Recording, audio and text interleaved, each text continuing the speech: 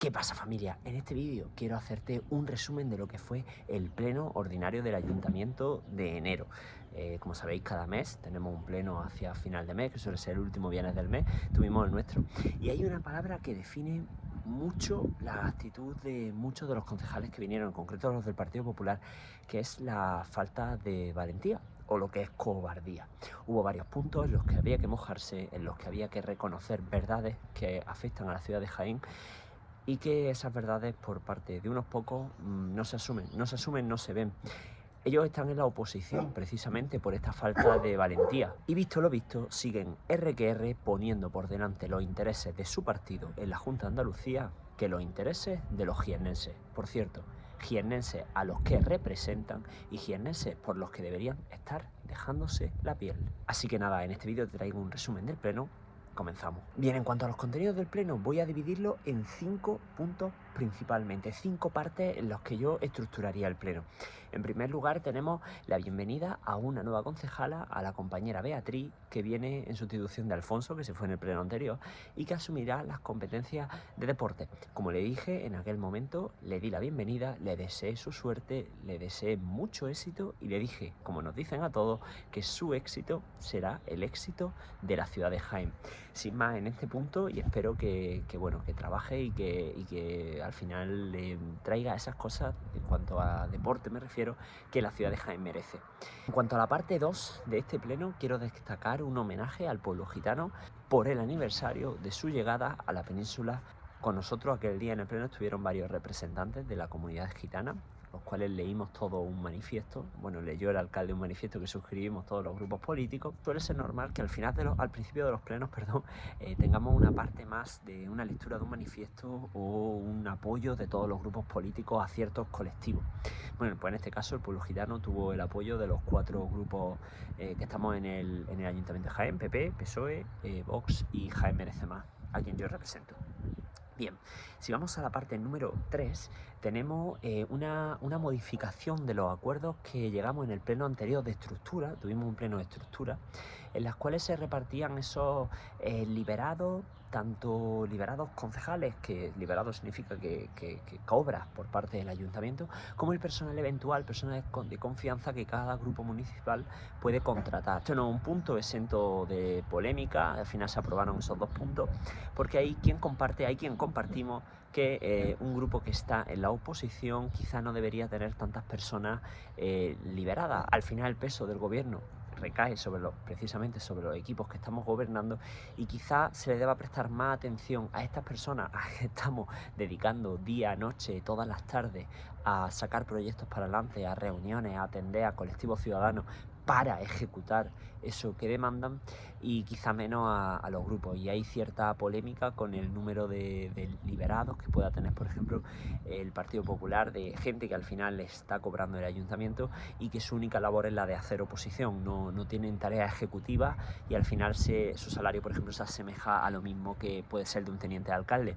Yo siempre lo he dicho, si algún día Jaén Merece Más tocará estar en la oposición, por supuesto, nuestra obligación moral, lo que se esperaría de nosotros es que renunciáramos a muchos de esos puestos, que se quedara como mucho uno, que fuera la figura del portavoz y a lo mejor una persona de apoyo en el grupo, porque no tiene sentido, como puede ser con el PP ahora mismo, que haya en torno a 12, 15 personas que su trabajo es hacer oposición y que están ahí contratadas por el ayuntamiento.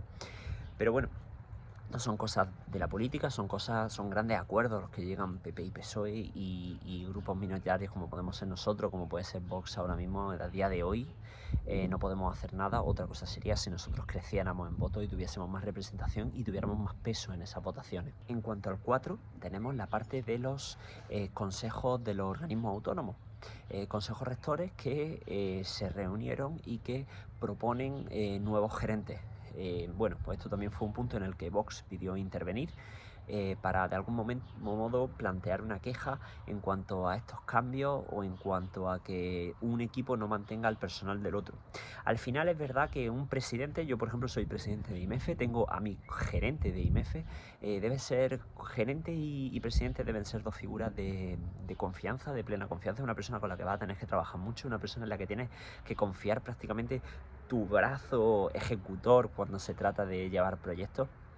Y yo entiendo que cuando hay un cambio de concejal hay un cambio de gerente. Aquí el problema viene cuando cambias a un gerente. El contrato que firman los gerentes viene con una cláusula que los blinda durante 3 meses. Quiere decir, si tú quieres cambiar a un gerente, a no ser que esta persona cese de forma voluntaria, tienes que avisarlo con 3 meses de antelación o la indemnización que tienen que percibir es la correspondiente a esos 3 meses que no lo ha avisado. Es decir, en torno a unos 10.000 euros hay que pagarle a cada gerente con este cambio de gobierno que no haya cesado voluntariamente de su cargo porque entiende que cambia el grupo político. Esto es una cosa que se deja de la mano de cada una de las personas, y yo entiendo que muchas personas dicen, bueno, pues si puedo, en vez de cesar voluntariamente porque cambia un partido y cambia otro, puedo embolsarme 10.000 euros por ese cambio. Yo no lo haría porque al final cuando cambia un partido entiendes que si está cambiando tu persona de confianza no te van a mantener, o tú puedes elegir no mantenerte, y sí que supone para este ayuntamiento endeudado un gasto importante, ¿no? Pues son varios gerentes los que van a cambiar, el de urbanismo, asuntos sociales, deporte, pasa, y el Centro Especial de Empleo. Lo que pasa es que hay una indemnización porque mi compañero José María Cano avisó hace 3 meses, cuando cambió de Vallejo a él la presidencia del Centro Especial de Empleo, y hay una indemnización, pero sí hay cambio de gerente. Se hicieron las cosas bien. Y nada, bueno, pues lo que hay, y eso pues suscitó cierta polémica entre los distintos grupos. Nosotros, Jaén Más, no intervinimos ahí, porque nosotros en este caso no hemos cambiado ni el gerente de IMF ni la de Cultura, y la del Centro Especial de Empleo se ha cambiado, pero ha sido con ese preaviso que está dentro de lo normal, ¿no? Bien, si vamos al punto número 5, ese grande 5, tenemos lo que son las mociones. Las mociones son, bueno, pues esas piezas con un tema que cada grupo político propone y que al final entre todos discutimos. Y aquí es donde voy a esa falta de valentía, esa cobardía de parte de los concejales del Partido Popular. Hubo 4 temas. Vox presentó un tema sobre las actuaciones en la calle Antonio Díaz para abrirla al tráfico, es decir, calle Antonio Díaz, un carril que sube hacia arriba a la montaña y que se corta, ¿no? La idea sería que además de subir tuviese otra vía de bajada. Bueno, pues esta moción tuvo, aunque se discutió sobre si había un proyecto que se había presentado antes, un proyecto que se había después, se votó, todos los grupos políticos votamos que sí, y en concreto Javier Padrón, actual concejal de mantenimiento urbano, se comprometió a que durante su mandato esa calle se abriría. Así que esa fue la primera moción que se votó que sí. Luego voy a entrar directamente a la moción del Partido Popular, y me dejo las 2 últimas, que son las de las polémicas, las de la cobardía, para el final. El PP presentó una moción que carecía de sentido. Yo mismo le pedí al grupo del PP que la dejara sobre la mesa, que no llegáramos a tener que votar, porque era relacionada con la ley ómnibus, ley que hasta el martes estaba bloqueada, pero que el martes llegó a un acuerdo Pedro Sánchez con el resto de grupos del Congreso, incluso con el propio Feijóo y el Partido Popular, y el Partido Popular, que cuando le registró fue el lunes o el martes antes de ese acuerdo, bueno, pues pedía que el Ayuntamiento de Jaén asumiera los costes de ese transporte público, de ese transporte que no iba a cubrir la ley, ¿no? Porque la ley cubría las pensiones, el transporte público, pero también tenía el tema del palacete, este famoso del PNV, tenía el tema de la defensa de los ocupas, que ahí fue una habilidad de Pedro Sánchez de meterlo todo junto, y si me votan que no, pues decir, es que no quieres que suba las pensiones. Bueno, pues son cosas que tenemos en política, y desgraciadamente son así, ¿no? Pero al final parece que Pedro Sánchez llega a un acuerdo con Junts, que es con quien le estaba bloqueando la ley, y al final el PP decide bajarse un poco los pantalones, por lo menos Feijóo, y decir que lo del palacete del PNV no era tan importante, y que al final también votarán que sí a este decreto, a esta subida de pensiones o mantenimiento de la gratuidad o la bonificación del transporte público, ¿no?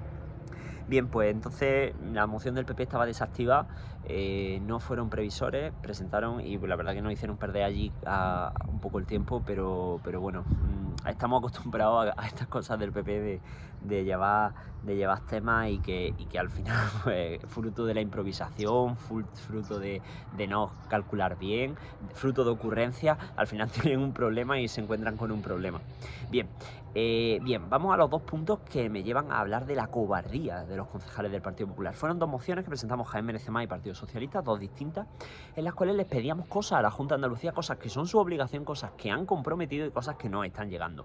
Por un lado, la moción de Jaén Merece Más hablaba o pedía a la Junta de Andalucía más programas de escuelas taller.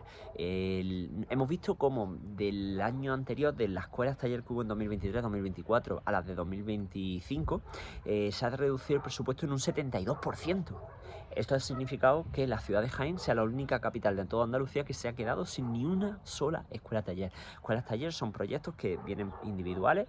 Hemos tenido 4 que son una inversión cada una de 400.000 euros, en la cual forma durante un año entero a un grupo de 15 personas, y que al final pues son 15 personas que están trabajando para el ayuntamiento, formándose con el ayuntamiento, y que salen muy preparados, muy actualizados, con certificados de profesionalidad para insertarse en el mercado laboral. Además, sabemos que son son personas que tienen muy fácil esa inserción, y bueno, lo malo es que no hemos quedado sin ninguna. Por eso, no es que hayamos tenido menos puntos, hemos tenido exactamente los mismos puntos que hemos tenido en las mismas convocatorias, teníamos 3 y no hemos quedado sin ninguna. Esto se agrava mucho más cuando durante todas las reuniones que hemos tenido con el PP, a mí el PP me viene a decir, pero no el PP, los concejales, sino gente gorda de la Junta de Andalucía, que las escuelas taller venían a demanda.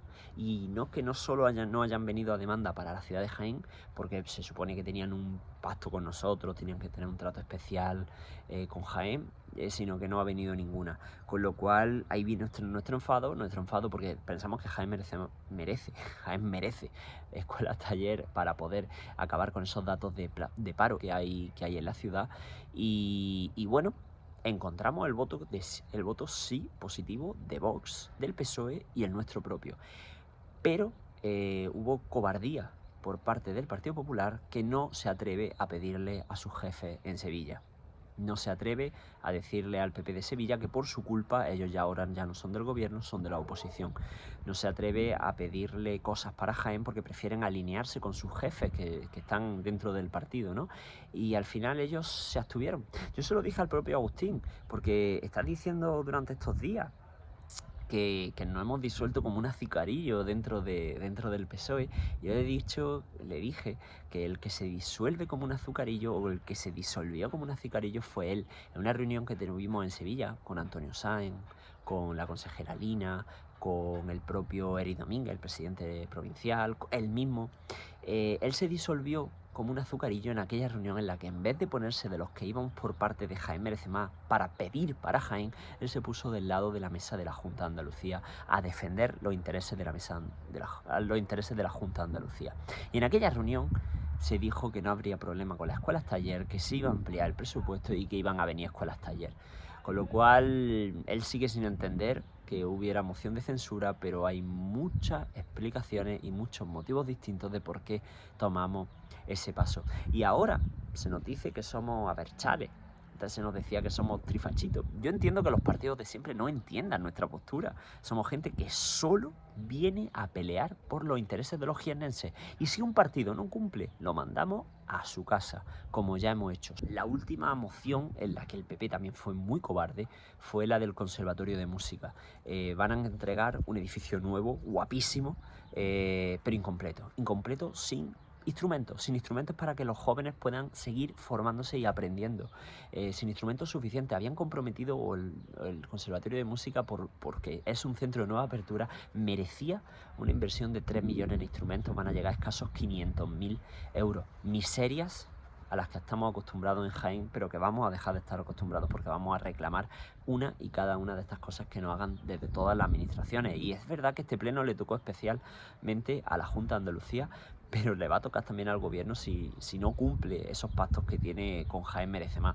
Y quiero decir que, a pesar de que los músicos del conservatorio fueron allí a leer el manifiesto, los concejales del PP no tuvieron ni siquiera la empatía de votar que sí, porque una vez más se ponen del lado de la Junta de Andalucía, de su partido en el gobierno, y no son capaces de entender que están ahí para defender los intereses de los jiennenses por encima de cualquier color e ideología.